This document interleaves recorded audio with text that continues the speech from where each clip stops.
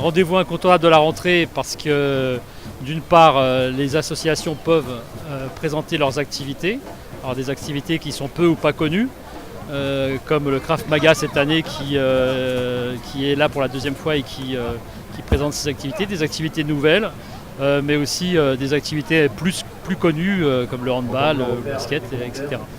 Et l'autre objectif, donc, c'est de faire le plein pour les inscriptions à la rentrée, puisqu'on propose aux parents d'avoir un lieu unique d'inscription où ils peuvent faire le tour des activités.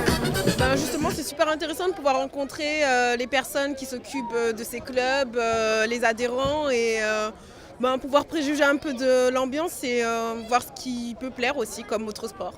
Alors là, j'ai pas fini mon tour en fait, donc je vais le finir et je vous dirai ensuite. Je viens aussi regarder quel sport je veux faire parce que je vais arrêter la natation que je faisais avant. J'aimerais bien faire de la gymnastique et ça s'appelle comment déjà ? Et peut-être du Krav Maga. Non mais t'inquiète, arrête de faire ta belle. Arrête de faire ta belle. Alors pour la première fois, on a pratiquement, sur les 50 associations, on a 47. Ce qui est intéressant, là on a deux nouvelles associations qui viennent faire un petit complément, donc avec surtout l'intervention sur le milieu scolaire de beaucoup d'associations.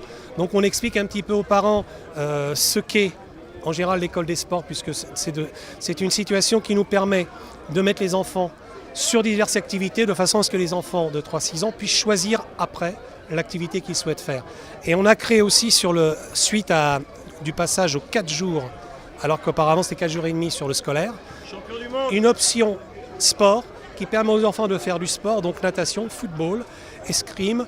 Nous avons aussi la partie hand, gym, et les nouvelles initiatives qui sont mises en place cette année sont aussi au regard des demandes des habitants. Et ça, c'est important de les écouter et d'essayer aussi d'être concret par la mise en place de nouvelles activités.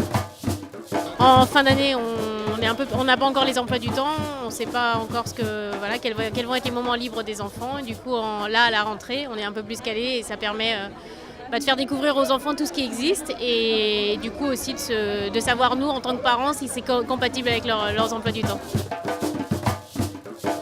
J'allais parler de guichet unique, mais c'est pas vraiment un guichet unique, c'est un endroit où les parents peuvent y pratiquer des inscriptions et avoir sous les yeux et les entraîneurs ou les dirigeants qui vont s'occuper de leur enfant pendant le reste de l'année. Et c'est vraiment un lieu d'échange et de découverte aussi pour les jeunes comme pour les adultes, puisque les associations accueillent les enfants à partir de 6 mois, puisque la piscine on les prend à partir de 6 mois jusqu'à pas d'âge, on va dire.